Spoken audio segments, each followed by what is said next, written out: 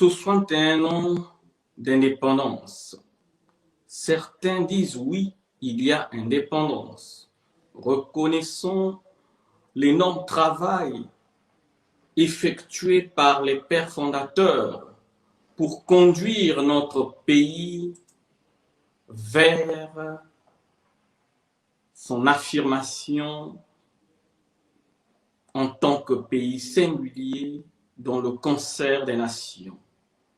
D'autres disent non, car il y a encore du chemin pour que l'on soit ou que l'on se dise réellement indépendant. Mais moi, Talia Luemba-Bwiti, j'ai une question à vous faire. Quelle est votre part dans tout cela? Que vous soyez indépendant ou que vous ne vous considériez pas encore indépendant, quelle est votre part? Oui, c'est aussi cela, que chacun assume sa responsabilité, quel que soit son niveau, afin d'apporter cette pierre-là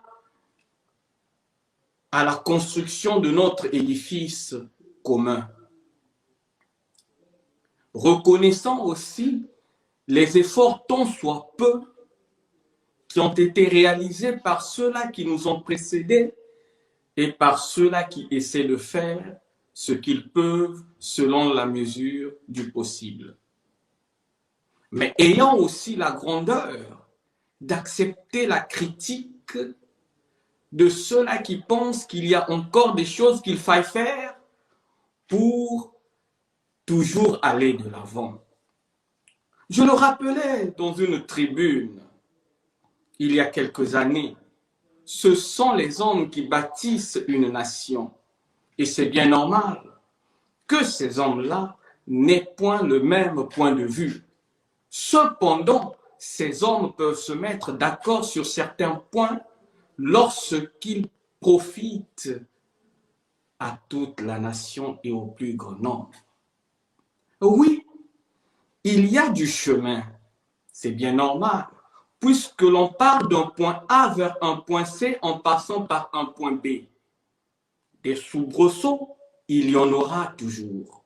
Mais c'est aussi là que l'on découvre la grandeur d'un peuple, de par sa capacité d'oublier ce qui nous divise, comme l'énonce l'hymne national du Congo, la congolaise, et j'en passe, pour qu'ensemble, on puisse bâtir notre nation. Mais comment bâtir la nation si aujourd'hui il y a ceux-là qui sont mis à l'écart? Je pense par exemple à ceux-là qui sont dans les prisons aujourd'hui au Congo-Brazzaville.